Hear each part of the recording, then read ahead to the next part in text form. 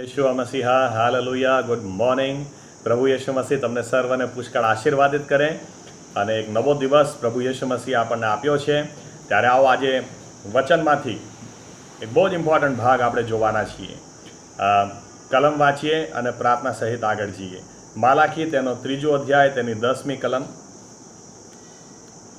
દશાંશો ભર્યા પૂરા ભંડારમાં લાવો, જેથી મારા મંદિરમાં અન્નની છત રહે, અને એમ કરીને મારું પારખું તો લઈ જુઓ કે હું તમારે સારું આકાશની બારીઓ ખોલી નાખીને સમાવેશ કરવાને પૂરતી જગા નહીં હોય એટલો બધો આશીર્વાદ તમારા પર મોકલી દઉં છું કે નહીં, એવું સૈન્યનો દેવ યહોવા કહે છે. પ્રાર્થના કરીએ. અમારા જીવતા ઈશ્વર પ્રભુ યેશુઆ મસાયા, અમે તમારો હૃદયથી આભાર માનીએ છીએ, કારણ કે તમારા વચનોથી અમને પ્રકાશ મળે છે, દિલાસો મળે છે, હિંમત મળે છે, પ્રોત્સાહન મળે છે. આ દરેક અંધારું હટી જાય છે અને અમારા માર્ગો અજવાળારૂપ થઈ જાય છે. ત્યારે આ સમયે અમારી પ્રાર્થના છે કે તમે તમારા વચનો દ્વારા અમારી સાથે વાત કરો, અમારી સાથે વ્યવહાર કરો. તમે પ્રભુ યેશુ મસીહ પવિત્ર આત્માને અમારી પર રેડી દો અને પવિત્ર આત્મા અમને સર્વ સત્યમાં દોરી જાય, જેથી સત્ય અમને મુક્ત કરે અને પ્રભુ યેશુ અમે મુક્ત થઈએ અને અમે મુક્ત રહીએ, અમે આશીર્વાદિત થઈએ અને ઘણાઓને માટે આશીર્વાદનું કારણ બનીએ. તમારા હાથોમાં અમારા જીવનો સોંપી દઈએ છીએ અને વિનંતી કરીએ છીએ તમારા લોહીથી તમે અમને ધોઈ નાખો, અમારા દરેક પાપ અમને માફ કરી દો અને તમે આજે પ્રભુ યેશુ અમને વધારે તમારી નજદીક લઈ જઈ તમારા વચનોથી વધારે પ્રકાશિત કરો, અમારા જીવનોને બદલી નાખીએ એવા નિર્ણયો અમે પણ લઈએ અને તેને વળગી રહીએ અને અમારા બદલાયેલા જીવનોથી, આશીર્વાદિત જીવનોથી તમને જ માન મળે અને તે પુષ્કળ મળે. તમે બોલો અને મહિમા તમે એકલા જ લો. તમારા હાથોમાં સોંપેલા રહેતા આ પ્રાર્થના પ્રભુ યેશુ મસીહના નામમાં કરીએ છીએ. આમીન. ધન્યવાદ પ્રભુ યેશુઆ. આજે બહુ બધા પોઈન્ટ્સ જોનાર છીએ, એટલે બહુ ફાસ્ટ હું જઈશ. ફાસ્ટ જઈશ ઇન ધ સેન્સ કે ઘણા બધા પોઈન્ટ્સ એવા છે જેની પર એક આખો સંદેશો આપી શકાય, પણ હું પાયારૂપી બાબતો આપી દઈશ, જેથી કરીને આપણા જીવનમાં આશીર્વાદો, નાણાકીય આશીર્વાદો અને તે પુષ્કળ આપણે જોઈ શકીએ.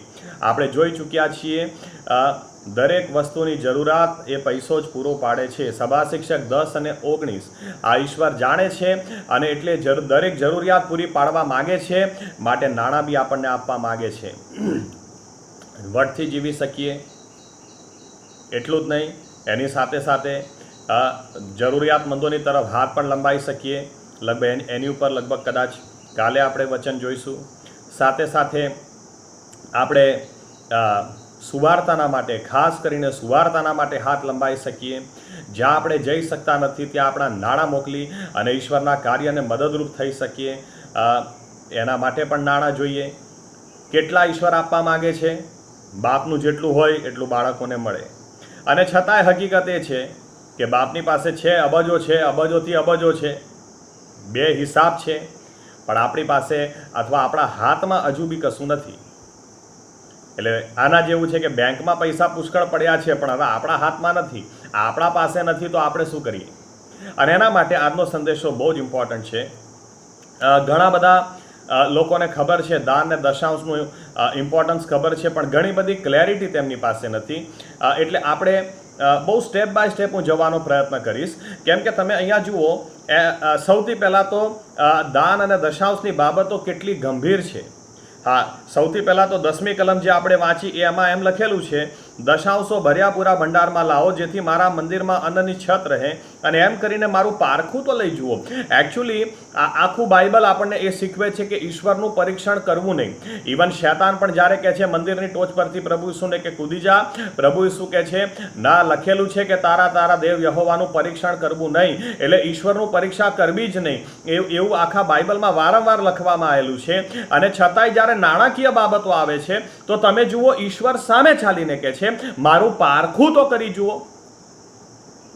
Test me and see what I do. મારું પારખું તો કરી જુઓ. એનો મતલબ એ કે આપણે માગીએ, કલ્પીએ, વિચારીએ, એનાથી વધારે ઈશ્વર આપણને આપવા માગે છે. એ આપવા માંગે છે એટલે આપવા માટે કેટલા બધા ઉત્સુક છે કે આપણને જાણે કે ઉશ્કેરે છે. અરે તમે મારા ભંડારમાં દશાંશ લાવો તો ખરા, તમે પારખું તો કરી જુઓ, પારખું તો કરી જુઓ મારું. તમે જુઓ આકાશના બારી બારણા ખોલી નાખીશ. એવું નથી લખ્યું કે તમારી જરૂરિયાતો પૂરી કરીશ, એમ લખેલું છે કે સમાવેશ કરવાને તમારી પાસે જગા નહીં હોય એટલું બધું આપીશ. કેટલી અજાયબ બાબત કહેવાય કે ઈશ્વર એક બાજુ પરીક્ષા, એની ખોટું પરીક્ષણ નહીં કરવાનું કહે છે, પણ જ્યારે નાણાકીય બાબતો આવે તો એ સામે ચાલીને કહે છે પારખું તો કરી જુઓ. એનો મતલબ એ ખરેખર કેટલો બધો આશીર્વાદ આપવા માંગે છે. ગલાતી 6 અને 7 તમે વાંચો, એક નિયમ આપેલો છે, તમે જે વાવશો એ તમે લણશો. દેવની ઠઠ્ઠા મશ્કરી થાય નહીં, તમે જે વાવશો એ લણશો. મકાઈની ફસલ જોઈતી હોય તો મકાઈના બી વાવવા પડે, ટામેટા જોઈતા હોય ટામેટાના બી વાવવા પડે, નાણાં જોઈતા હોય તો નાણાં વાવવા પડે. તમે જે વાવશો એ તમે લણશો. ત્યાં સુધી 2 કોરિન્થી 9મો અધ્યાય લગભગ 6, 7 ને 8, 6 થી 7મી કલમ, ત્યાં એમ લખેલું છે જે કૃપણતાથી વાવશે, એટલે ટૂંકમાં જે કંજુસાઈથી વાવશે એ કંજુસાઈથી લણશે, અને જે ઉદારતાથી વાવશે એ ઉદારતાથી લણશે. કચવાતા મને નહીં લાવો, જ્યારે લાવો તો આનંદથી લાવો ઈશ્વરની હજુરમાં. બાઇબલ એમ કહે છે ત્યાં જે આનંદથી લાવે છે એને ઈશ્વર પ્રેમ કરે છે, અને જે આનંદથી લાવે શું ઈશ્વર ચૂપચાપ રહેશે? પ્રશ્ન એ છે કે લાવવું તો કેટલું લાવવું, અથવા શરૂઆત કરવી તો ક્યાંથી કરવી?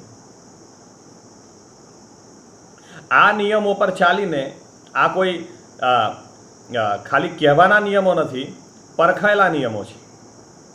આ નિયમો પર કોલગેટનો વ્યક્તિ ચાલીને દશાંશ આપીને એ માણસ આજે ક્યાંથી ક્યાં પહોંચી ગયેલો છે. મેં છેલ્લે રિપોર્ટ વાંચેલો તો એવું સાંભળેલું કે એ દશાંશ તો આપતા જ નથી. દશાંશ એટલે સિમ્પલ આવકનો 10મો ભાગ, આવકનો 10મો ભાગ. અને મેં તો એવો રિપોર્ટ વાંચેલો છે કે એ તો 90% આપે છે, 90% આપી દે છે, અને બાકીના 10%માં પોતાના વિમાનો વાપરે છે. લગભગ 300 કે 400 ઘરમાં, મોટો એવો મહેલ જેવું ઘર છે, એટલા તો કામ કરનારા લોકો છે, એમનો પગાર એમાંથી આપે છે. તમે કેલોગ્સ વિશે વાંચો, કેલોગ્સ કંપનીનું નામ સાંભળ્યું હોય, એનો માલિક એ વિશ્વાસુ છે, બિલીવર છે. એની સાક્ષી તમે વાંચશો તો એ કહેશે કે દશાંશ આપીને આટલા બધા પૈસાદાર થયો, આગળ વધ્યો. KFCના સ્થાપક વિશે તમે વાંચો, KFCનો સ્થાપક બી કહેશે કે દશાંશ વિશે હું વિશ્વાસુ રહ્યો અને ખરેખર ઈશ્વરે મને, હું સમાઈ નહીં શકું એટલું બધું મને આપ્યું. આ પરખાયેલા નિયમો છે, આ ખાલી વાત કરવાના નિયમો નથી. મારા જીવનમાં પણ કેટલી બધી સાક્ષીઓ મેં આના લીધે જોઈ છે. મારા ચર્ચમાં પણ કેટલા બધા લોકોને બહુ નીચેથી ઉપર આવતા જોયેલા છે. કંપનીમાં નોકરી કરતા લોકોને કંપનીના માલિક બનતા જોયેલા છે દશાંશ આપીને, કેમ કે ઈશ્વર એમ કહે છે. એટલે તમે બાબત સારી રીતે સ્ટડી કરો, તમને ખ્યાલ આવશે કે નાણાકીય સમૃદ્ધિ એ દશાંશ સાથે જોડાયેલી છે. કેમ કે ઈશ્વર કહે છે મારું પારખું તો કરી જુઓ. ઇવન નાણાકીય દેવું અને શ્રાપ એ પણ દશાંશ સાથે જોડાયેલા છે, આપવું જ નથી.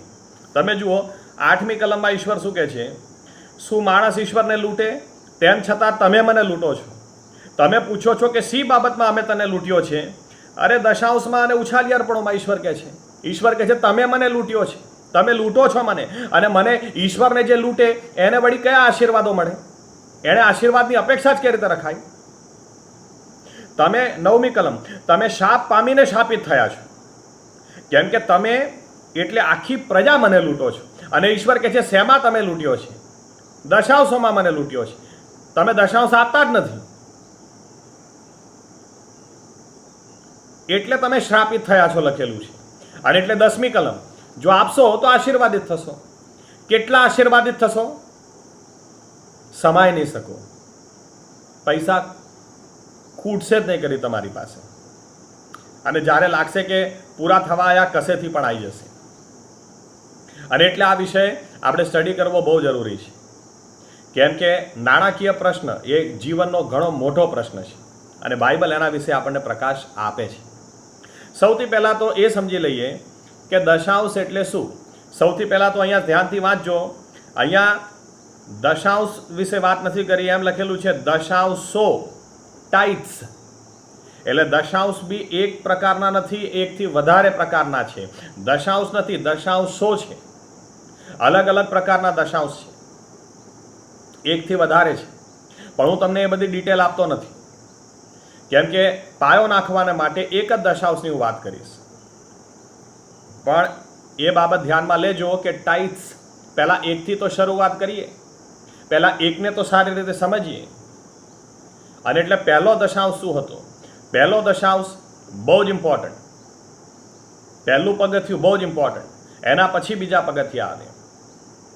અને એટલા માટે આપણે સમજવાનો પ્રયત્ન કરીએ. ટૂંકમાં દશાંશ એટલે ટાઈથ. ઘણા લોકો કહેશે દશાંશ એટલે 2%. અલા, દશાંશ શબ્દ જ છે ટાઈથ, 10%. આવકનો 10મો ભાગ એટલે દશાંશ, સિમ્પલ. અને એ શું છે આપણે જોઈએ. લેવીય તેનો 27મો અધ્યાય એની 30મી કલમ જો શું લખેલું છે. લેવીય તેનો 27મો અધ્યાય તેની 30મી કલમ.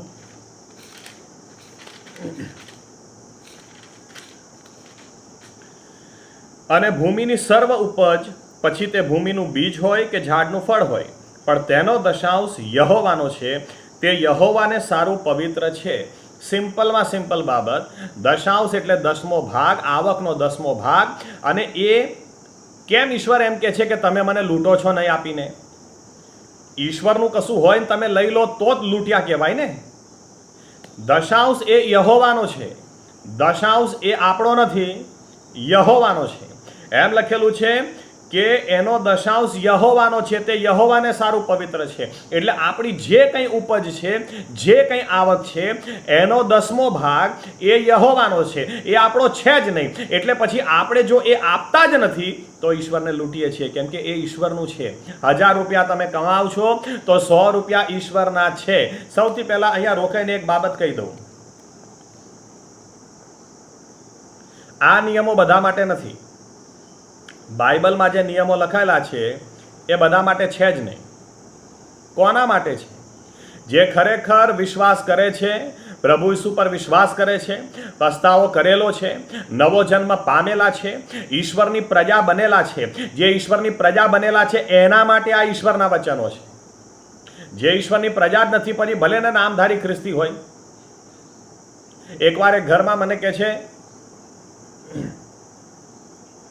ખ્રિસ્તી છે તોય બોલો બિન ખ્રિસ્તી છોકરી જોડે લફડું કરે છે. અમે બધાએ બહુ સમજાવ્યો પણ સમજતો નથી. તમે સમજાવો કે બાઇબલ આપણને એમ કહે છે કે વિશ્વાસીએ અવિશ્વાસી જોડે અઘટિત સંબંધો નહીં રાખવા. હું ઊંધો ચોટ્યો. મેં કીધું કે કેવી રીતે હું સમજાવું? તમારો છોકરો ખ્રિસ્તી જ નથી અને બાઇબલની કલમો લાગુ જ નથી પડતી. વિશ્વાસીએ અવિશ્વાસી જોડે અઘટિત સંબંધ નહીં રાખવા. એ તારણ પામેલો જ નથી, એ વિશ્વાસી જ નથી. કોણે કીધું ખ્રિસ્તી નામ થઈ ગયા કે ખ્રિસ્તી થઈ ગયા એટલે વિશ્વાસી થઈ ગયા? નથી પાપનો પસ્તાવો કરેલો, નથી પ્રભુ ઈસુના લોહીમાં નહેલા, તારણ જ પામેલો નથી. તમારા છોકરા પાછળ ધ્યાન આપવું હોય તો પહેલા એને તારણ પમાડો, તારણ વિશે વાત કરો, પછી બાઇબલની કલમો એને લાગુ પડશે કે હવે વિશ્વાસી છે તો અવિશ્વાસી જોડે અઘટિત સંબંધ નહીં રાખવા. વિશ્વાસી જ નથી તો પછી આવું બોલીએ તો આટલું મોં થઈ જાય. એટલે જ્યારે હું દશાંશની વાત કરું છું તો સૌથી પહેલાં એ સમજી લઈએ, ખ્રિસ્તીઓની વાત જ નથી કરી રહ્યો. જે વિશ્વાસી છે, જે તારણ પામેલા છે, પ્રભુ ઈસુને જીવન સોંપેલા છે, એમના માટે આ બધું છે, બીજા માટે છે જ નહીં. જે ઈશ્વરની પ્રજા છે, ઈશ્વરનું વચન ઈશ્વરની પ્રજા માટે હોય, પણ જે પ્રજા બન્યા જ નથી એમના માટે છે જ નહીં. એટલે બીજું કશું મગજમાં આવે પહેલાં જ આ ખુલાસો કરી દીધો. એટલે કોના માટે વચન કે છે? ઈશ્વરે ઇઝરાયલીઓને કીધું, ઈશ્વરની પ્રજાને કીધું કે તમારા ઉપજમાંથી 10મો ભાગ એ મારો. એટલે બીજા માટે છે જ નહીં. ઇબ્રાહીમે સૌથી પહેલા પોતાનો દશાંશ મલ્કીસદેકને આપ્યો. ઉત્પત્તિ 14મો અધ્યાય લગભગ 20મી કલમ હશે. અને આપણે ઇબ્રાહીમની સંતાન છીએ. વિશ્વાસ કરવા પ્રમાણે આપણે ઇબ્રાહીમની સંતાન છીએ. ગલાતી 3જો અધ્યાય 28મી કલમ. એટલે જે હજુ તારણ જ પામ્યા નથી, બાપ્તિસ્મા લીધું જ નથી, પ્રભુ ઈસુને પહેર્યો જ નથી, ગલાતી 3:27 પ્રમાણે, તો 28 આવે જ ક્યાંથી? ઇબ્રાહીમના સંતાન થયા જ ક્યાંથી? એટલે આ બધું છે જ નહીં આપણા માટે. એટલે આ કોના માટે છે? કે જે ખરેખર તારણ પામેલા છે, પ્રભુ ઈસુના બાળકો, જીવતા ઈશ્વરના બાળકો થયેલા છે. ઓકે, એમના માટે ઈશ્વરનું વચન કહે છે. ઈશ્વર એમને કહે છે તમે મને લૂંટ્યો છે, બીજાને શું કરવા કે? એટલે સૌથી પહેલા એ લોકો ધ્યાનથી સાંભળે દશાંશ એટલે આવકનો 10મો ભાગ, અને એ ભાગ યહોવાનો છે, એ ભાગ ઈશ્વરનો છે, એ આપણો છે જ નહીં. આપણો હક 1000 રૂપિયા આવક હોય તો આપણો હક 900 રૂપિયા પર ખરો, પણ 100 રૂપિયા પર આપણો નહીં. એ ઈશ્વરનો છે, એ ઈશ્વરને સારું પવિત્ર છે, એટલે એ આપણે ઈશ્વરને આપી દેવાનો છે. એના ભંડારમાં લાવો લખેલું છે. મારા ભંડારમાં લાવો અને પછી તમે જુઓ, પછી મારું પારખું કરી જુઓ. તમારા ઘરમાં કોઈ વાનાની ખોટ નહીં પડે. ઉપરથી એટલા આશીર્વાદ આપીશ કે તમે સમાઈ નહીં શકો.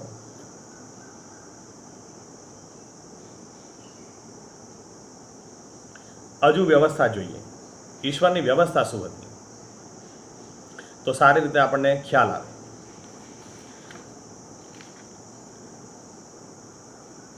ગણના તેનો 18મો અધ્યાય, ગણના તેનો 18મો અધ્યાય તમને હોમવર્ક આપી દઉં છું. 8મી કલમથી 20મી કલમ વાંચજો. તમે જુઓ દશાંશની ઈશ્વરની વ્યવસ્થા હતી એ શું વ્યવસ્થા હતી. આમ જોવા જઈએ તો ઇઝરાયલના 12 કુળો હતા, પણ ટોટલ 13 કુળો હતા, કેમ કે યુસફના 2 અલગ અલગ ગણવામાં આવ્યા. યુસફનું કુળ તમને નહીં દેખાય, પણ એફરાઈમ ને માનાસે દેખાશે, જે યુસફના 2 બાળકો હતા. એટલે આમ 13 કુળો હતા, પણ ઈશ્વરે કીધું કે લેવીઓનું કુળ સાઈડમાં કાઢી નાખવાનું. અને લેવીઓ પર મારે કોઈ દિવસ બોલવાની ઈચ્છા છે, ત્યારે ડિટેલ આપીશ. પણ લેવીઓને ઈશ્વરે પસંદ કર્યા કે એ લોકો મારી સેવા કરશે. એટલે ઈશ્વર એમ કે છે કે એ લોકોને કશું જ નહીં આપવાનું. એટલે એ 13 કુળમાંથી 12મું કુળ, 13મું કુળ લેવીઓનું અલગ કર્યું, એટલે 12 કુળ બચ્યા. એ 12 કુળમાં આખા ઇઝરાયલ દેશને વહેંચી દેવાનો. અને ઈશ્વરે કીધેલું કે લેવીઓને માટે, લેવીઓ 20મી કલમ બહુ સુંદર છે, ગણના 18 ને 20. અને યહોવાએ હારૂનને કહ્યું કે તેઓના દેશમાં તારે કંઈ વતન ન હોય, ને તેઓ મધ્યે ત્યારે કંઈ પણ ભાગ ન હોય. ઇઝરાયલ પુત્રો મધ્યે તારો ભાગ તથા તારું વતન હું જ છું. એટલે ઈશ્વરે હારૂનને, લેવીઓને શું કીધું કે તમને અહીંયા ઇઝરાયલમાં કોઈ જ ભાગ નહીં, આ તમારો ભાગ હું જ છું, હું તમારો ભાગ છું, આઈ એમ યોર પોર્શન. એટલે ઈશ્વરે વ્યવસ્થા શું આપી, ટૂંકમાં કહું તો ઈશ્વરે ઇઝરાયલીઓને એમ કીધું કે તમારે તમારી આવકનો 10મો ભાગ એ લાવી અને લેવીઓને માટે અલગ કરવાનો. આ હક ઈશ્વરે આપ્યો. 8મી કલમ. અને યહોવાએ હારૂનને કહ્યું અને મેં, જુઓ, મેં ઉછલિયારપણોની સેવા તને આપી છે, એટલે ઇઝરાયલ પુત્રોની અર્પિત વસ્તુઓ તમારા અભિષેકના કારણથી મેં તને તથા તારા દીકરાઓને સદાના હક તરીકે આપી છે.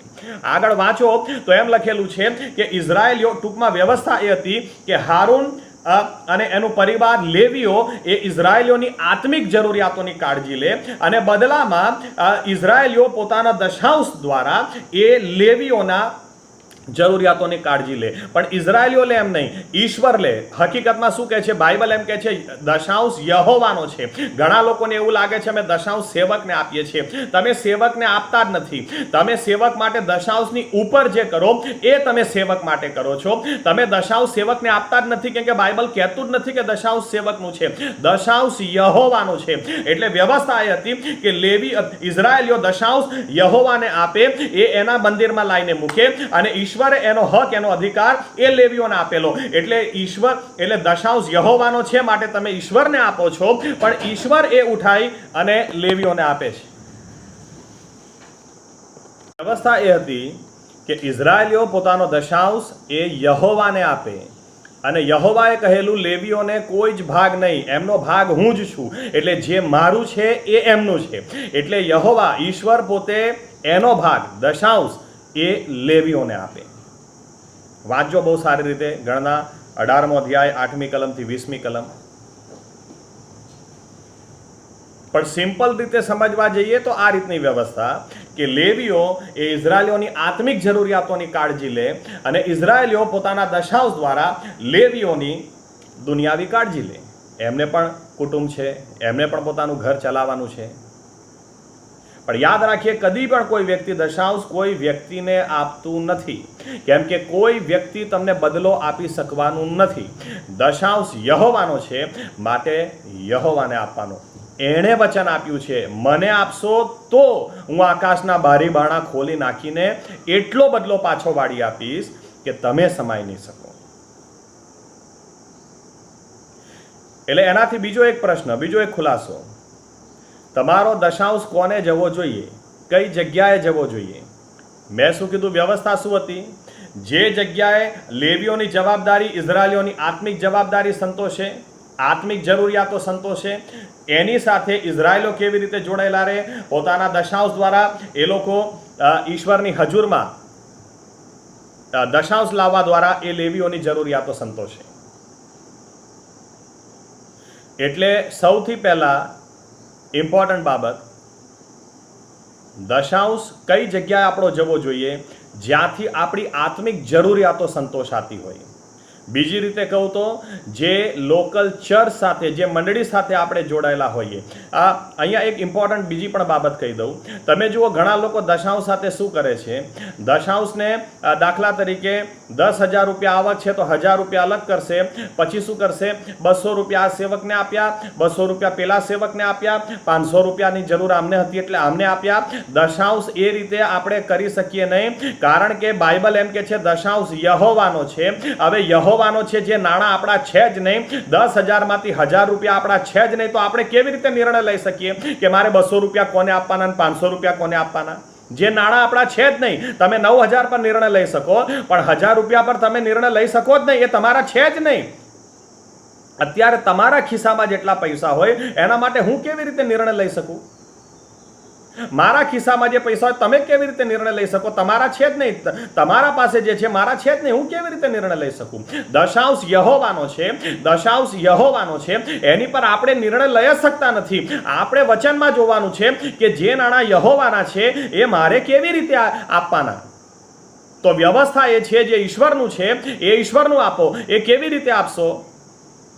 એટલે પાયો આપી દીધો. જ્યાં આપણી આત્મિક જરૂરિયાતો સંતોષાતી હોય ત્યાં.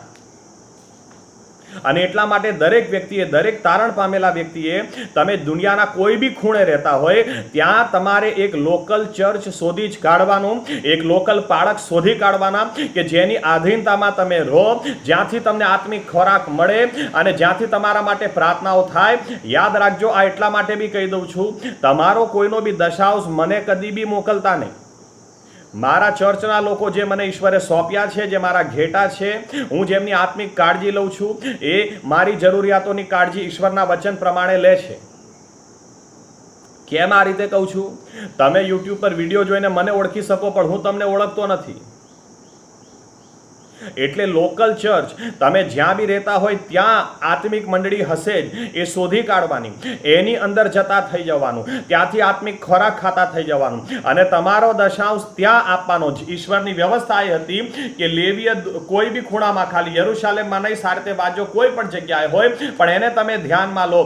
એને તમે કેવી રીતે ધ્યાનમાં લેશો? સૌથી પહેલા તમારો દશાંશ ત્યાં લઈ જઈને મૂકો. એ તમારા આત્મિક જીવનની જવાબદારી લે અને તમે તેના દુનિયાવી જીવનની જવાબદારી તમારા દશાંશના દ્વારા લો. અને ઈશ્વરને આ એટલું બધું ગમે છે, જે તમારા આત્માની કાળજી લે ને, ઈશ્વરને એટલું બધું ગમે છે કે ઈશ્વર એમ કે છે કે તમે જે તમારા આત્માની કાળજી લે છે એના માટે તમે કશું કરશો, એના માટે વચન પ્રમાણે તમે તમારો 10% અલગ કરશો. આકાશના બારી બારણા ખોલી નાખીને એટલું બધું આપીશ, એટલું બધું આપીશ કે તમે સમાઈ નહીં શકો. અને એટલે હજુ સુધી આપણે એવું કોઈ લોકલ ચર્ચ શોધ્યું ના હોય, શોધી કાઢજો. એવા લોકલ પાળક શોધી કાઢજો. બાઇબલ એમ કે છે સ્વર્ગમાં દૂતો કબૂલ કરે છે, આખી પૃથ્વી તેના ગૌરવથી ભરપૂર છે.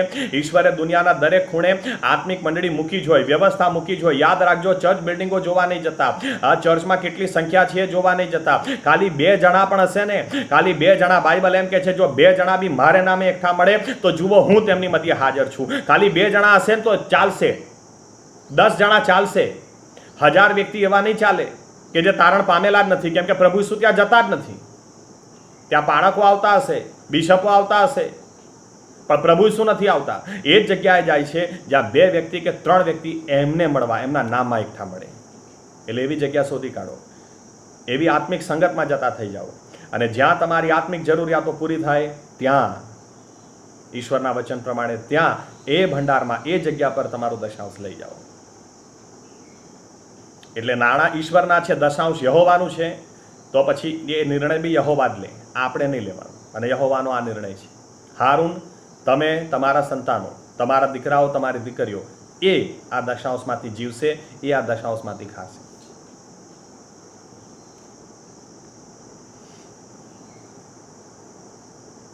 ઘણું બધું કહી શકાય, પણ હું તમને બીજી એક બાબત કહું. ઘણા બધા લોકો એવો વિચાર કરે છે, મેં કીધું એટલે રિપીટ કરી દઉં, અમે તો ફલાણી સંસ્થામાં દશાંશ આપીએ છીએ, બેની હિનને આપીએ છીએ, અમે તો જોઝફ પ્રિન્સ પર મોકલીએ છીએ, અમે ટીડી જેક સાહેબને મોકલીએ છીએ. એ તમે એમને ઓળખતા હશો યુટ્યુબ પર જોઈ જોઈને, એ તમને ઓળખતા નથી. એ તમારા ઘેટા પાળક નથી. એટલે એક આત્મિક ઘેટા પાળક શોધી કાઢવાના, એની નીચે એની આધીનતામાં આપણે વધતા જવાનું. એ આપણા આત્મિક જીવનની કાળજી લે અને આપણે દશાંશ ઈશ્વરનો વચન પ્રમાણે દશાંશ ત્યાં જઈને આપણે મૂકવાનું.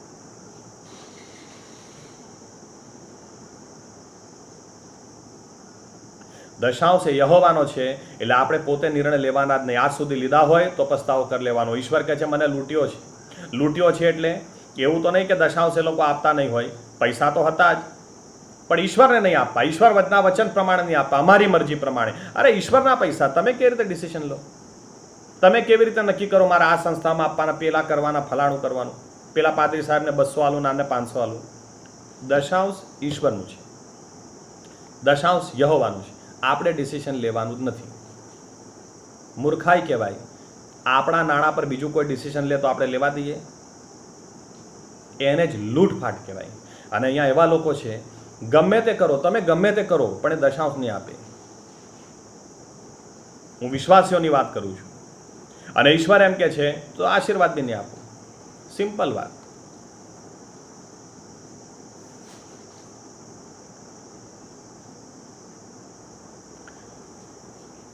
દશાંશ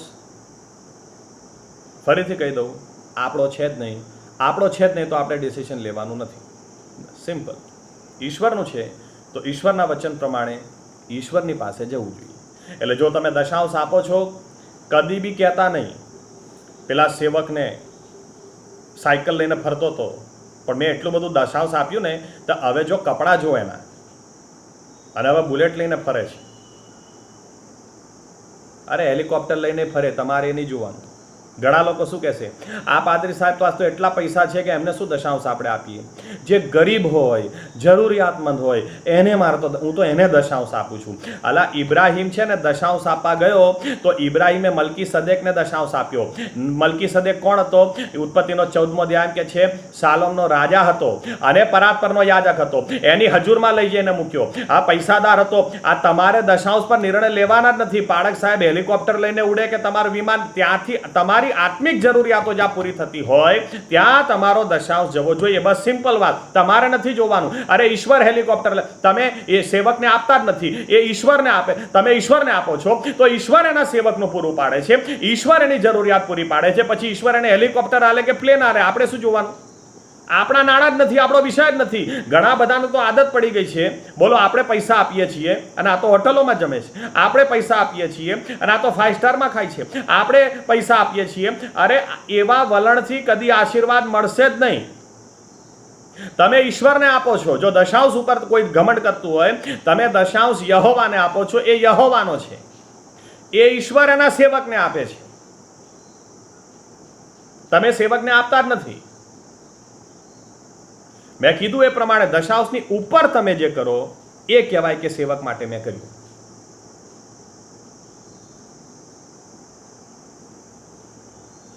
આવા લોકો છે. દશાંશ યહોવાનો છે.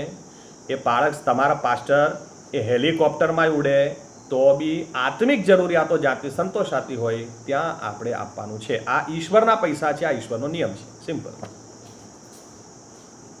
હવે બીજી એક ઇમ્પોર્ટન્ટ બાબત તમને કહી દઉં. મેં કીધું એમ આ વિષય એવો છે, હું તો બોલે જ રાખું. પણ એક બહુ ઇમ્પોર્ટન્ટ બાબત, ઈશ્વર કેવી રીતે આપશે? દશાંશ એ શું છે? ઉત્પત્તિ 1લો અધ્યાય 28, 29 ને 30 કલમ એમ લખેલું છે. 30મી કલમમાં ઈશ્વરે આદમને હવાને જે આપ્યું ને શું આપ્યું ખબર છે? દરેક બીજદાયક વૃક્ષ આપ્યા, ફળ આપ્યા. આપણે આદમને હવાએ જે ભીંડા આપેલા, ઈશ્વરે ભીંડા આપેલા, શું આપણે એ જ ભીંડા ખાઈએ છીએ કે આપણે કે અલગ જ ભીંડા ખાઈએ છીએ? મુદ્દો સમજો, ઈશ્વરે શું આપ્યું ખબર છે? નાણાકીય સમૃદ્ધિની વાત આવે ને તો આ નિયમ સમજી લેજો. આપણે કેટલા પૈસાદાર બનીશું, આપણી પાસે કેટલો પૈસો હશે, એ ઈશ્વરના હાથમાં નથી. ગેરસમજ નહીં કરતા, એટલે કહું છું, ફરી સાંભળજો. એ આપણા હાથમાં છે.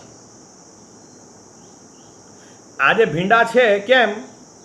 કેમ કે ભીંડામાં બી આપેલા ઈશ્વરે, તો એ બી દ્વારા બીજા ભીંડા ઉગાવતા ગયા. એદનવાડીમાં જે ભીંડા હતા, કે આદમને હવાએ જે ભીંડા ખાધા હશે એ ટાઈમે, એ ભીંડા આજે આપણે નથી ખાતા, પણ આપણે એ જ ભીંડાના બિયારણમાંથી બીજા ઉગાડેલા ભીંડા આપણે ખાઈએ છીએ. ભીંડા ખતમ નહીં થઈ ગયા. કેમ? કેમ કે માણસે એના બી દ્વારા બીજા ઉગાડ્યા. એટલે ઈશ્વરે બી આપ્યા, એવા ફળ આપ્યા કે જેમાં બી હતા. એ બી દ્વારા, એ બિયારણ દ્વારા આપણે કેટલા બધા ફળ, આપણે એક સફરજન તરીકે જોઈએ, પણ ઈશ્વર એના માટે એક સફરજનમાં વાડી તરીકે જોઈએ શકે. કેમ કે એની અંદર બી આપેલા છે. એ બી દ્વારા કેટલા સફરજન ઉગાડી શકાય, અને એ વાડી દ્વારા આખી દુનિયામાં સફરજનો ઉગાડી શકાય. કેમ કે એટલા સફરજનની અંદર એટલા બી છે. એટલે આપણી પાસે જે દશાંશ છે, એ દશાંશ શું છે? એ દશાંશ એકચ્યુઅલી બી સમાન છે. ઈશ્વર કેમ કહે છે કે હું એનો બદલો તમને આપીશ? કેમ કે બિયારણ છે, એ આપણે વાઈએ છીએ. આપણે દશાંશ કદી આપતા નથી, પણ એ વાઈએ છીએ. એ નાણાં વાવો છો, તમે જે વાવશો એ તમે લણશો. એટલે તમારી પાસે જેટલી પણ આવક છે, ખેડૂતને ખબર હોય છે કે આ વર્ષે જેટલી બી ફસલ થઈ, એમાંથી કમસે કમ 10% એ સાઈડમાં રાખીએ. કેમ કે આવતા વર્ષનું બિયારણ છે, એમાંથી બીજી ફસલ લેવાની છે. એટલે તમારી પાસે એક સફરજનમાંથી એક વાડી તમે લઈ શકો. એક વાડીમાંથી દુનિયામાં પહોંચાડી શકાય એટલા સફરજનોની વાડીઓ ઊભી કરી શકાય. દશાંશ એ આ છે, એ બી છે. ભલે તમારી પાસે આજે તમે એમ કહો કે મારી આવક આજે 5000 રૂપિયા જ છે, તો એનો દશાંશ 500 રૂપિયા જ થાય. 500 રૂપિયા જ થાય છે મારો તો દશાંશ. પણ એ 500 રૂપિયા બિયારણ છે, તમે વાવશો, એમાંથી તમને 5 લાખ મળશે. એનાથી 50,000 વાવશો, એનાથી તમને 5 કરોડ મળશે. તમારી પાસે જે છે એ બિયારણ છે. તમે જુઓ ઈશ્વરનું વચન શું કહે છે? બીજો કોરંથી તમે જુઓ, બીજો કોરંથી 9મો અધ્યાય. ઈશ્વર નાણાં આપે છે તો કેવી રીતે આપે છે?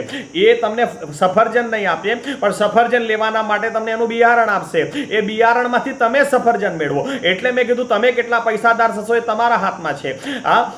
જે કૃપણતાથી વાવશે એ કૃપણતાથી લણશે, અને જે ઉદારતાથી વાવશે એ ઉદારતાથી લણશે. ઈશ્વરે આપણા હાથમાં મૂકેલું છે. આપણે જેટલું વાવીશું એ પ્રમાણે આપણે લણીશું. તમે જુઓ બીજો કોરંથી 9મો અધ્યાય 10મી કલમ. હવે જે વાવનારને સારું બી તથા ખોરાકને સારું રોટલી પૂરા પાડે છે, તે તમારું વાવવાનું બીજ પૂરું પાડશે અને વધારશે. એટલે ઈશ્વર તમને સફરજન નહીં આલે, પણ વાવવા માટે બી આલશે. ઈશ્વર તમને 5 લાખ રૂપિયા નહીં આલે, પણ વાવવાને માટે પહેલા 500 રૂપિયા આલશે. એ તમે વાવશો, એ દશાંશ તમારું લાવશો, એના પ્રત્યે વિશ્વાસુ રહેશો, તો ઈશ્વર એમાંથી તમને વૃદ્ધિ આપશે. એટલે તમારા હાથમાં કશું જ નથી. તમને એવું લાગે છે, અથવા બહુ ઓછું છે તમને એવું લાગે છે, પણ હકીકત છે કે તમારી પાસે જે છે એ બિયારણ છે. ભલે ને એક વાડી નથી, પણ એક સફરજન છે. પણ એ સફરજન બી સમાન. એ 500 રૂપિયા બી, 5000 માંથી 500 રૂપિયા બી તમે વિશ્વાસુપણે વાવશો, યોગ્ય જગ્યાએ તમે વાવશો, તો લણશો જ લણશો.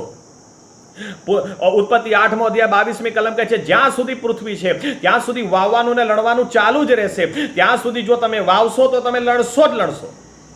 કેમ કે ઈશ્વર એ બી આપે છે. એટલે તમને જે તમારા હાથમાં ભલે લાગતું હોય બહુ થોડું છે, પણ એમાંથી જ વાડીઓ અને વાડીઓની વાડીઓ ઉત્પન્ન થવાની ક્ષમતા છે. કેમ? કેમ કે એમાં બી છે. એ બી સમાન છે. ઈશ્વરે આદમને હવારે જે કંઈ આપ્યું એમાં બી આપ્યા, જેથી કરીને એ ઉગાડી શકે, એ ફરીથી મેળવી શકે. ભીંડા ફરીથી મેળવી શકાય, ગવાર ફરીથી મેળવી શકાય, સફરજન ફરીથી મેળવી શકાય. એટલે આપણી પાસે જે નાણાં છે એનો જે 10મો ભાગ છે, ઘણા એમાંય કહેશે પણ મારે તો દેવું જ એટલું છે, શું કરીએ, ક્યાંથી હું તો દશાંશ કાઢું? અરે પણ આપણું છે જ નહીં. એ 10મો ભાગ આપણો છે જ નહીં. જે આપણો છે જ નહીં એની પર આપણે હક કેવી રીતે કરી શકીએ? સિમ્પલ છે. વચન બીજો ઈશ્વર કેવું આપે છે તમે જુઓ. માલાખી 3જો અધ્યાય 10મી કલમ આપણે વાંચી, 11મી કલમ તમે જુઓ. 10મી કલમ કહે છે, દશાંશો મારા ભંડારમાં લાવશો, એના બદલામાં એટલું બધું આપીશ કે તમે સમાઈ નહીં શકો. અને પછી 11મી કલમ એમ કહે છે, વળી તમારી ખાતર હું ખાઈ જનારને ધમકાવીશ, અને તે તમારી જમીનની ઉપજનો નાશ કરશે નહીં, અને ખેતરમાં તમારા દ્રાક્ષા વેલાઓના ફળ અકાળે ખરી પડશે નહીં, એવું સૈન્યનો દેવ યહોવા કહે છે. કહેવાનો મતલબ એ કે તમારે એક નોકરી છે, એ નોકરીમાં 10,000 પગાર છે, એમાંથી તમે 1,000 રૂપિયા દશાંશ લાવો છો, તમે ઈશ્વરને 10,000 નથી આલતા, 1,000 જ આલો છો, તો ઈશ્વર એમ વચન આપે છે કે 1,000 તમે મારી પાસે લાવશો ને એ 1,000ના બદલામાં હું એટલું બધું તમને પાછું વાળી આપીશ કે તમે સમાઈ નહીં શકો. પણ એની સાથે બીજી બોનસ ગેરંટી, તમે જે નોકરીમાંથી લાયા, 11મી કલમ કે છે, જે ઉપજમાંથી, જે ખેતરમાંથી, જે નોકરીમાંથી એ દશાંશ લાયા, એ નોકરી પણ હું સાચવીશ, શેતાનને હાથ બી નહીં લગાડવા દઉં એ નોકરીને. કેટલી જબરજસ્ત ગેરંટી, કેટલો બધો આશીર્વાદ. જેણે પણ આ વચન પ્રમાણે પગલાં ભર્યા છે ને એ કદી નુકસાનમાં ગયો જ નથી. હું તમને કેટલી સાક્ષી આપી શકું, કેટલું બધું કહી શકું આના વિશે. પણ હું એમ કહી શકું, જ્યારે ઈશ્વર એમ કે છે પારખું તો લઈ જુઓ, લઈ તો જુઓ, પારખું તો લઈ જુઓ. ઈશ્વર વચન આપે છે, એ સાબિત કરી બતાડશે. આ ઈશ્વરનું વચન છે, આ ઈશ્વરની વ્યવસ્થા છે. પણ એક લાસ્ટ અને ઇમ્પોર્ટન્ટ બાબત તમને કહું. ઘણા લોકોને વાવતા આવડે છે, પણ એ લોકોને તકલીફ છે, દશાંશ અમે આપીએ છીએ. મારે હજુ ઘણું કહેવું છે, હું કાલે કહીશ, પણ આજે આ એક પોઈન્ટથી પૂરું કરીશ. લણતા નથી આવડતું. ખેડૂતને બંને બાબત આવડવી જોઈએ. એ જમીન ખેડે, પોચી કરે, વરસાદ પડે પોચી થાય, બી વાવે. પણ બી વાવે એટલે વાત ખતમ નહીં થઈ જતી. ઘણા લોકોને માટે દશાંશ આપી દીધું એટલે વાત ખતમ થઈ ગઈ. ના ના, ખતમ. હજુ તો દાણો વાયો, હવે ફસલ લણવાની છે. અને અહીંયા એક બહુ જ ઇમ્પોર્ટન્ટ બાબત, પુષ્કળ પ્રાર્થના મારો. દશાંશ તમે આપી દીધો એટલે કોઈક ચાવી તાળે લાગી ગઈ, કોઈ તાળું ખોલી નાખ્યું. ઘણા લોકો એની તરફ ધ્યાન નથી આપતા. જે દશાંશ આપે છે, મેં આજ સુધી એક માણસ એવો નથી જોયો, મારા અનુભવમાં ઘણા જોયા, એક માણસ એવો નથી જોયો જે નુકસાનમાં ગયો હોય. આશીર્વાદો થાય, આ મળે જ, ચમત્કારો મળે જ. પણ વાવનારને એ પણ ખબર હોય કે લણવું કેવી રીતે અથવા ક્યારે લણવું. એક ઉદાહરણ આપું. ઈશ્વર એમ કે છે આકાશના બારીબાણા ખોલી નાખીને આપીશ, એટલું બધું આપીશ કે તમે સમાઈ નહીં શકો. પૈસા આપશે ઈશ્વર? પૈસા આપશે? નહીં આપે. કેમ કે ઈશ્વર પાસે પૈસા જ નથી. કૂવામાં હોય તો હવાડામાં આવે, એની પાસે છે જ નહીં તો ક્યાંથી આપશે? ઈશ્વર પાસે તમે કાર માંગો છો, કાર છે ઈશ્વર પાસે? છે જ નહીં. ઈશ્વર પોતે કારમાં નહીં ફરતા, તમને ક્યાંથી આપે? ઈશ્વર પાસે કાર નથી. એટલે ઈશ્વર પાસે જે છે ને એ આપે. શું ઈશ્વર પાસે શું છે? ઈશ્વર પાસે આઈડિયા છે. મૂસા જાય કે પ્રભુ લોકો તરસ્યા થયા છે, કઈ વાંધો નહીં, જા પેલા ખડકને જઈને લાકડી માર. એટલે લાકડી મારે તો એમાંથી પાણી નીકળે. ઈશ્વર પાસે આઈડિયા છે, દિશા છે, આ કર એટલે એમાંથી તને બદલો મળશે. લાલ સમુદ્ર આગળ શું કરું પ્રભુ? લાકડી ધરીને ઉભો રહે અને પછી રસ્તો ઈશ્વરે કાઢી આપ્યો. એટલે ઈશ્વર પાસે હંમેશા માર્ગદર્શન છે, સૂચન છે, દોરવણી છે. ઈશ્વર પાસે આઈડિયાઓ છે. એટલે જ્યારે ઈશ્વર પાસેથી આઈડિયા મેળવી કેવી રીતે શકાય? સતત પ્રાર્થનામાં રહો. તમે જ્યારે દશાંશ આપો એના પછી તો પ્રાર્થના વધી જવી જોઈએ. અમુક લોકો બિંદાસ થઈ જાય. ખેડૂતને ખબર છે દાણા વાયા પછી બિંદાસ નહીં થવાય. દાણા વાયા પછી તો ધ્યાન ત્યાં જ હોય, કેમ કે દાણામાંથી ફસલ મેળવવાની છે. અને એટલે દશાંશ આપો એટલે વાત પતી નહીં જતું. દશાંશ આપો ત્યાંથી વાત શરૂ થઈ. હવે પ્રાર્થનામાં રહો, વધારે ઈશ્વરની નજદીક જાઓ તો ઈશ્વરનો આત્મા તમને દોરશે, ચલાવશે. તમને ખબર પડશે કે શું કહી રહ્યો છે, શું કરવાનું છે. સાક્ષી આપું, એક ઉદાહરણ આપું. એક માણસ સખત દેવામાં, પણ એ જ દરમિયાન એ તારણ પામ્યો અને પછી ચર્ચમાં જ એક છોકરી સાથે એના લગ્ન થયા. પણ બંનેનું દેવું એટલું બધું હતું કે એ લોકો પહોંચી નતા વળી શકતા અને દર મહિને દેવું વધતું જાય. પણ નક્કી કરેલું કે ના, હવે આપણને ખબર પડી છે તો આપણે ઈશ્વરને વિશ્વાસુ રહેવાનું જ છે. અને ગમે તે થાય, ભલે દેવું છે પણ આપણે દશાંશ આપવાનો એટલે આપવાનો. એટલે બંને જણાએ પોતાનો દશાંશ આપવાનો ચાલુ કરી દીધો. એક દિવસ એવો આવ્યો કે જ્યારે હસબન્ડને રજા હતી, વાઈફને નોકરી ચાલુ હતી. એટલે ચર્ચમાં ગયો હસબન્ડ, એણે દશાંશ મૂક્યું અને ત્યાર પછી એ પોતાની વાઈફને લેવા જઈ રહેલો. હવે રસ્તા પર ચાલીને જતો તો એકદમ ઈશ્વરનો અવાજ એણે સાંભળ્યો, સામે જા અને પેલી દુકાનમાંથી તારી પત્ની માટે ગુલાબ લઈ જા. અને એકદમ અવાજ સાંભળ્યો એટલે ઊભો રહ્યો અને વિચાર કરવા લાગ્યો કે પ્રભુ જવા દે, શું ગુલાબ લઈ જવું? 2 વર્ષની અંદર 2 વર્ષ અમારે મેરેજ ના થયા, કદી સારી રીતે અમે હરીફરી નહીં શક્યા, ખાઈ નહીં શક્યા. અમારે તો દેવું જ એટલું બધું છે, શું ગુલાબ લઈ જવું? પણ ઈશ્વરનો અવાજ ફરીથી સાંભળ્યો, ના ગુલાબ લઈ જા. સારું, રોડ ક્રોસ કરીને ગયો. પેલા દુકાનવાળાને કીધું કે ભાઈ એક સરસ ગુલાબ આપો. પેલા આપણે કીધું સોરી ગુલાબ નથી. તો પછી આપણે કીધું કે સારું તો એક સારું બુકે આપી દો. પેલા માણસે કીધું યાર તમે આંધળા છો, જોતા નથી આખી દુકાન ખાલી છે, એક વસ્તુ નથી દુકાનમાં, ગુલાબ નથી, બુકે માગો છો. એટલે પછી એકદમ નજર ગઈ કે હા યાર કશું છે જ નહીં. તો ઊભો વિચાર કરવા લાગ્યો. તો પછી મને ઈશ્વરે કેમ એવું કીધું કે જા જઈને ગુલાબ લે, અહીંયા દુકાનમાં કશું છે જ નહીં. એટલામાં જ પેલા દુકાનના માલિકે પૂછ્યું કે ભાઈ તમે કામ શું કરો છો? એટલે આપણે કીધું હું એક કંપનીમાં જોબ કરું છું અને ફાઇનાન્શિયલ અકાઉન્ટ્સ બધા મેનેજ કરું છું, અકાઉન્ટ્સ લખું છું. અરે યાર શું વાત કરો છો કે અમારો વર્ષોનો પેઢીઓનો અકાઉન્ટ્સ અમારું લખતો તો એ માણસ હમણાં અઠવાડિયાની અંદર જ ગુજરી ગયો. અમે વિચાર જ કરતા હતા કે યાર કોઈ નવો વ્યક્તિ મળે તો સારું, તમે અમારી કંપનીમાં અમારું અકાઉન્ટ્સ લખશો? એમણે કીધું હા. એમણે કીધું પણ આ મારી આટલી દુકાનનું અકાઉન્ટ નથી લખવાનું ભાઈ, અમારું તો બહુ મોટું સર્કલ ને બહુ મોટું ગ્રુપ છે, એટલે એ બધાનું કામ તમારે કરવું પડશે. કે છે કરીશ. અને આ માણસને એ ત્યાં ઊભા જે કામ મળ્યું, 6 જ મહિનાની અંદર એ દેવામાંથી બહાર આવી ગયો. એટલું જ નહીં, એણે પોતાનો બંગલો લીધો, પોતાના માટે કાર લીધી, સારામાં સારી કાર, પોતાની વાઈફ માટે સારામાં સારી કાર લીધી 6 મહિનાની અંદર. એની સાક્ષી તમે સાંભળો તો એ કહેશે જ્યારે મેં દશાંશ આપ્યું ત્યારે ઈશ્વરે મને ગુલાબ લેવા નહીં મોકલેલો, ઈશ્વરે મને એક નવી તક આપવા મોકલેલો. જો ઈશ્વરે મને એવી કીધું હોત કે નવી તક તને આપું છું તો કદાચ હું જાત જ નહીં, બીજું કશું કીધું હોત તો જાત જ નહીં. એટલે મને પછી ખબર પડી કે ઈશ્વરે મને દેવામાંથી બહાર લાવવાના માટે, એ શ્રાપમાંથી બહાર લાવવાના માટે મને કીધેલું ગુલાબ લેવા જા.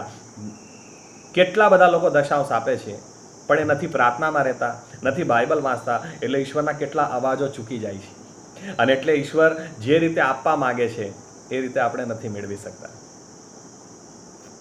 મેં 2008માં એક અમેરિકાની અંદર સાક્ષી જાણેલી. 2008, 7 અને 8માં જે લોકો અમેરિકામાં રહે છે એ લોકોને ખ્યાલ છે બહુ ખરાબ મંદી આવી ગયેલી. અને મંદીના સમયમાં એક સાક્ષી મેં સાંભળેલી. અને એ સાક્ષી એવી હતી કે છે કે એક બેન અભણ કહી શકાય, અભણ જ હતા. લોકોની નોકરીઓ નથી, ભણેલા ગણેલાની નહોતી, એમની બી ગઈ, પણ એ ચર્ચમાં તો પણ નિયમિત દાન અને દશાંશ સાચવી જ લે. એકવાર એમને ચર્ચમાં પણ એક જણાએ કીધું હવે તમારી પાસે એટલી કંઈ આવક છે નહીં, તમે શું કરવા આ બધું દાન ને આ બધું મુક કરો છો, રહેવા દો યાર. એ બેને કીધું ના, હું ઈશ્વર પ્રત્યે વિશ્વાસુ રહીશ. થોડા નાણાં બી મને મળે, ભલે મારું બાકીના નાણાંમાં ચાલે કે ના ચાલે એ મારે નહીં જોવાનું. મારે એ જોવાનું કે ઈશ્વરનું વચન હું પાડું છું કે નહીં, મારે ઈશ્વરને માન આપવાનું. દશાંશ કીધું તો કહી દઉં, દશાંશ આપો તો પૈસા બચી જશે તો આપીશ એમ નહીં, એમ ઈશ્વરને માન નહીં અપાય. ઈશ્વરને માન આપો તો પ્રથમ આપો. પહેલાં આવક આવી, પગાર થયો, સૌથી પહેલાં દશાંશ અલગ કરી દો, પછી બાકીના વાપરો. બચશે તો આપીશ. આ વલણ જ બોગસ, થર્ડ ક્લાસ. ઈશ્વરને પહેલું આપો, ઈશ્વરને પ્રથમ આપો. એટલે આ સ્ત્રી કે મારું ચાલે કે ના ચાલે, એમણે કીધું હજુ તો ભણેલા ગણેલાની હજુ ઓર નોકરીઓ જવાની છે, તો કશો વાંધો નહીં. પણ એક બાબત થઈ, ઈશ્વર બહુ જ વિશ્વાસુ છે. તમે એને વિશ્વાસુ રહેશો ને તો એ તમને બહુ જ વિશ્વાસુ રહેશે. અને આ બેને શું અનુભવ કર્યો? એક દિવસ રાત્રે ઊંઘી ગયેલા સપનું આવ્યું. સપનામાં એક ચિત્ર એમણે જોયું. ચિત્ર એટલે ઈશ્વરે કશું લખીને બતાડેલું, પણ એમને તો અભણ એટલે ખ્યાલ નહીં આવ્યો, એટલે એમણે ઊભા થઈને લખી નાખ્યું. અને પછી પ્રાર્થના કરી કે પ્રભુ આનું શું કરું? તો ઈશ્વરના આત્માએ દોરવણી આપી કે તારી ઘરની બહાર જે દવાની દુકાન છે એને જઈને બતાડ. એટલે દવાની દુકાન પાસે ગઈને કીધું ભાઈ મને સપનું આવેલું, મેં રાત્રે દોરી દીધું. આ તો પેલા માણસે કીધું બેન દોરેલું થોડી છે, આ કંઈ દોરેલું નથી, આ તો તમે લખેલું છે. અને આ તો કોઈ કેમિકલ સૂત્ર છે, આખું બધું વિચિત્ર છે. એક કામ કરો, એમણે એક ફાર્માસ્યુટિકલ કંપનીનું એડ્રેસ આપ્યું કે તમે અહીંયા જતા રહો, એ લોકોને કદાચ કંઈ ખ્યાલ આવે, મને તો કંઈ નહીં આવ્યો. એટલે પેલા બેન ત્યાંથી લઈને ત્યાં ગયા, ફાર્માસ્યુટિકલ કંપનીમાં જઈને મળ્યા અને પેલા વ્યક્તિને કીધું આવું આવું છે. તો પેલા વ્યક્તિએ કીધું કે ભાઈ બેન અમે તો બહુ કામમાં છીએ, કામ કરો મૂકીને જાઓ, અઠવાડિયા પછી આવજો, જોઈ લઈશું શું છે. અઠવાડિયા પછી જ્યારે બેન ગયા ત્યારે 2 વૈજ્ઞાનિકો દોડતા દોડતા એમને મળવા આવ્યા અને કીધું કે માજી આ તમે ક્યાંથી લાયા? ત્યારે એમણે કીધું ભાઈ હું તો સૂતી હતી ને મારા પ્રભુએ મને બતાડ્યું ને મેં દોરી દીધું. એમણે કીધું ના ના એવું હોય જ નહીં, એ શક્ય જ નથી. તો કે પણ એવું જ છે. તો કે છે એવું કેવી રીતે હોઈ શકે? અમે લોકો છેલ્લા 15 વર્ષથી આ કેમિકલ ફોર્મ્યુલા શોધવાના માટે વર્કઆઉટ કરતા હતા અને તમે અભણ છો અને આ રીતે લખીને આને કહી દો ઈશ્વરે બતાડ્યું તો અમે કેવી રીતે માની લઈએ? એવું કેવી રીતે હોઈ શકે? અમે 15 વર્ષથી આની પર રિસર્ચ કરી રહ્યા છીએ દવા બનાવવા માટે. માજીએ કીધું ભાઈ હું શું કરું, તમારે વિશ્વાસ કરવો કરો ના કરવો નહીં, પણ હું તો સૂતી હતી ને મારા પ્રભુએ મને બતાડ્યું. હા, પેલા લોકોએ એમને કીધું કે અમે તમને વધારે કશું નહીં આપીએ, પણ અમે પેટન્ટ કરીએ છીએ, તમારા નામનું પેટન્ટ કરીએ છીએ, અને હમણાં અમે તમને સ્ટાર્ટિંગમાં ખાલી 6 કરોડ રૂપિયા આપીશું, ચાલશે? અને પછી જ્યારે એની દવાઓ બનશે તો એની રોયલ્ટી દવા જે વેચાશે એની પર તમને આટલી રોયલ્ટી મળશે.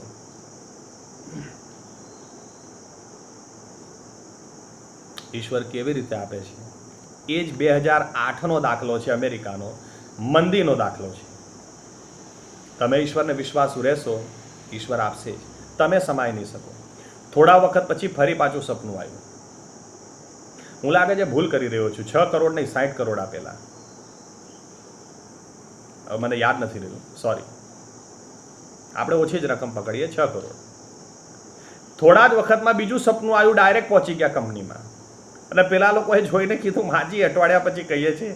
અઠવાડિયા પછી ગયા, માજી તમે આ ક્યાંથી લાવો છો, પ્લીઝ અમને કહો, પ્લીઝ એવું ના કહેતા, હું સૂતી હતી મારા પ્રભુએ બતાડ્યું, પ્લીઝ. સાયન્ટિસ્ટો માથું કંજોડે, પણ પેલી કે હું સૂતી હતી ને પ્રભુએ બતાડ્યું, હું શું કરું?